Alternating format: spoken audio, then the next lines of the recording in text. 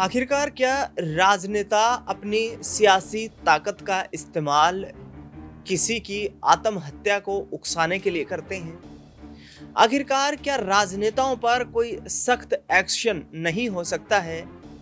यह कानून जो है वो सिर्फ दबे कुचले गरीब लोगों पर ही लागू होता है?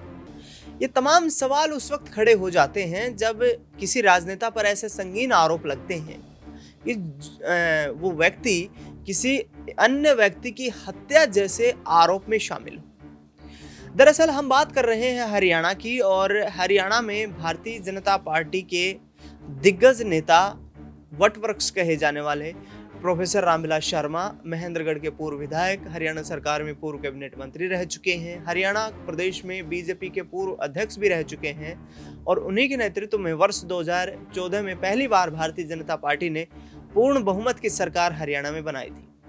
लिहाजा उन्हीं के साथी किसी वक्त में रहे भारतीय जनता पार्टी के कार्यकर्ता रहे बाघोत गांव के रहने वाले कैलाश पुजारी ने उन पर गंभीर आरोप लगाए।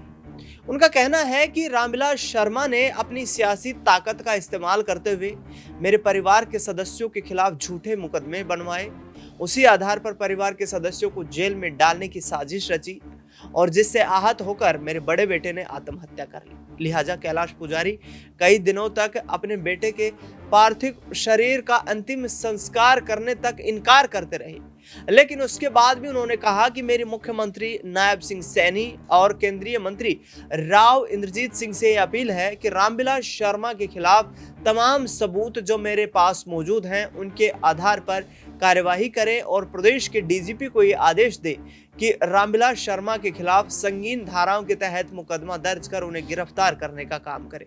आखिरकार क्या रामविलास शर्मा की गिरफ्तारी होगी? ये बड़ा सवाल है, और इस बड़े सवाल पर चर्चा करने के लिए मेरे साथ मेरी सहयोगी नाजमीन मौजूद हैं। नाजमीन, किस तरीके से देखती है रामविलास शर्मा किसी सियासी पहचान के मोहताज नहीं है हरियाणा में?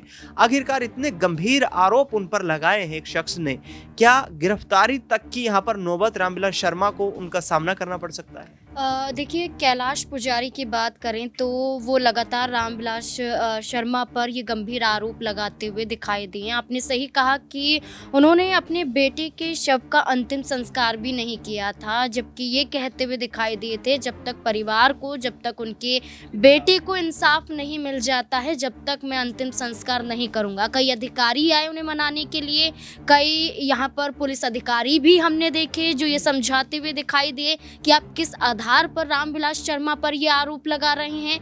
बल्कि कैलाश पुजारी तो ये तक कहते हुए नजर आए थे कि पॉक्सो एक्ट के तहत उनके बेटे पर आरोप लगाया गए, कई धाराओं के तहत उन्हें 3 महीने के लिए जेल में बंद भी करवाया गया। एक तरीके से उनके जो बेटे हैं वो डिप्रेशन में आ गए और उन्होंने अपने आप को फांसी लगा ली। लेकिन यहाँ पर उनके जो पिता हैं कैलाश पुजारी, उनका ये कहना है कि ये आत्महत्या नहीं बल्कि ये हत्या है। यहाँ पर मेरे बेटे को उकसाया गया, पहले उन पर कई धाराओं के तहत मामला दर्ज करवाया गया। इसके बाद इस पूरे मामले में ना सिर्फ रामविलास शर्मा का नाम लिया गया बल्कि उनके बेटे का नाम भी आया। कई और ऐसे चेहरों के नाम भी सामने आए जो रामविलास शर्मा से जुड़े हुए थे।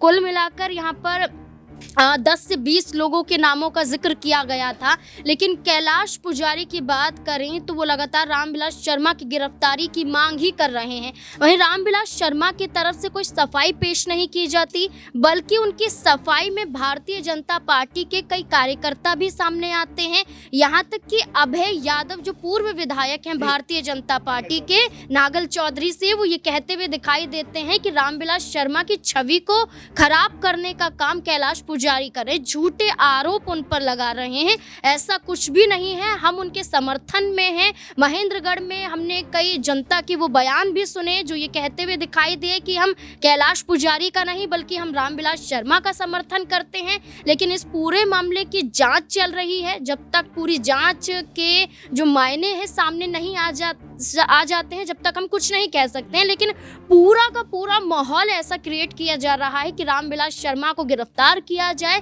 इस पूरे मामले में वो गुनहगार हैं, उन्होंने कहीं ना कहीं उनके बेटे को मौत के घाट पहुंचाया। ये पूरा मामला रामविलास शर्मा के इर्द गिर्द देखा जा रहा है और वो ही कहीं ना कहीं फंसते हुए नजर आ रहे हैं। रामविलास शर्मा को फंसाने की साजिश रची जा रही है, उनके तमाम कार्यकर्ताओं का ये दावा है। और इसी के साथ राजनीतिक जगत से जुड़ी दिग्गज हस्तियां भी कहीं ना कहीं रामविलास शर्मा के समर्थन में उतरती हुई नजर आई। राव इंद्रजीत सिंह और जो मुख्यमंत्री हैं नायब सिंह सैनी, उनसे ये अपील की गई कि आप रामविलास शर्मा के खिलाफ कड़ी कार्रवाई करिए।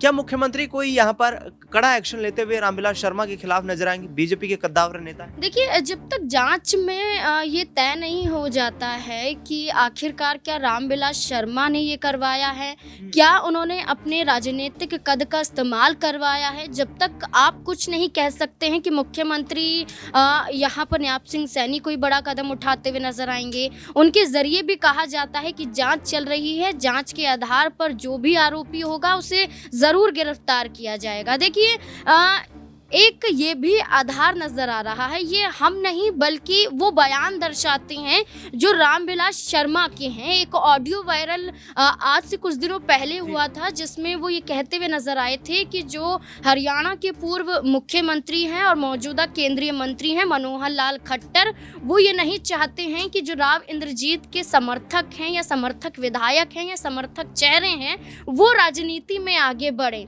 या भारतीय जनता पार्टी में उनका कद बढ़े। लेकिन उन्होंने ये भी आरोप लगाया ना कि राव इंद्रजीत सिंह मुख्यमंत्री ना बने, इसके लिए अभय सिंह यादव, कंवर सिंह यादव या फिर सीताराम यादव की बात करें या ओम प्रकाश यादव की बात करें जो नारनौल से विधायक हैं, इन तमाम लोगों को यहाँ पर मनोहर लाल खट्टर ने एकजुट किया जिससे कि राव इंद्रजीत सिंह कमजोर हो सके।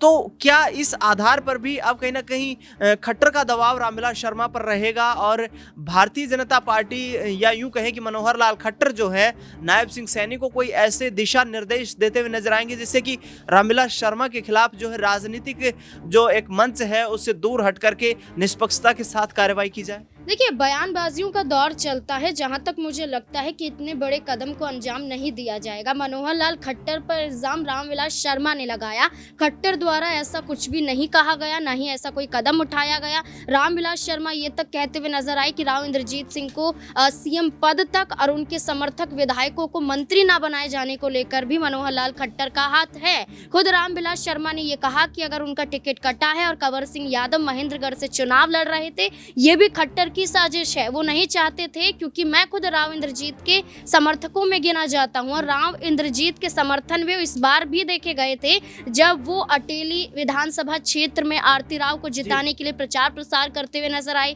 कई प्रत्याशियों के समर्थन में प्रचार प्रसार करते हुए नजर आए। राव इंद्रजीत का साथ रामविलास शर्मा ने नहीं छोड़ा, बल्कि वो आरोप मनोहर लाल खट्टर पर लगाते रहे। लेकिन इस पूरे मामले की जांच होगी, जब तक कुछ नहीं कहा जा सकता है कि आरोपी कौन है, कौन यहाँ पर निर्दोष है। कैलाश पुजारी आरोप लगा रहे हैं, रामविलास शर्मा द्वारा इस पूरे मामले पर एक तरीके से कुछ नहीं कहा जा, सफाई जो पेश की जा रही है, लेकिन कोई बड़ा कदम नहीं उठाया जा रहा है। तो इस लिहाज से अगर हम बात करें तो जांच होगी, सबूत आएंगे, इसके बाद ही कुछ कहा जा सकता है। जांच होगी, सबूतों के आधार पर जो है पुलिस की जो टीमें हैं वो जांच कर रही हैं और गंभीर मामला है। दरअसल पूर्व कैबिनेट मंत्री रह चुके हैं रामविलास शर्मा और ये पहली बार नहीं है जब उन पर इस तरीके के आरोप लगे हुए। इससे पहले भी महेंद्रगढ़ जिले में कई ऐसे बड़े कांड हुए हैं जिनको लेकर रामविलास शर्मा पर राजनीतिक जो उंगलियां उठती हुई दिखाई दी हैं और इन तमाम आरोपों को यहाँ पर रामविलास शर्मा ने निराधार बताया है। अब कथित तौर पर जो आरोप लगे हैं उनमें कितनी सच्चाई सामने आएगी ये तो जांच के बाद ही पता चल पाएगा। फिलहाल इस खास कार्यक्रम में इतना ही। देश दुनिया की तमाम बड़ी खबरों के लिए आप देखते रहिए SPN9 न्यूज।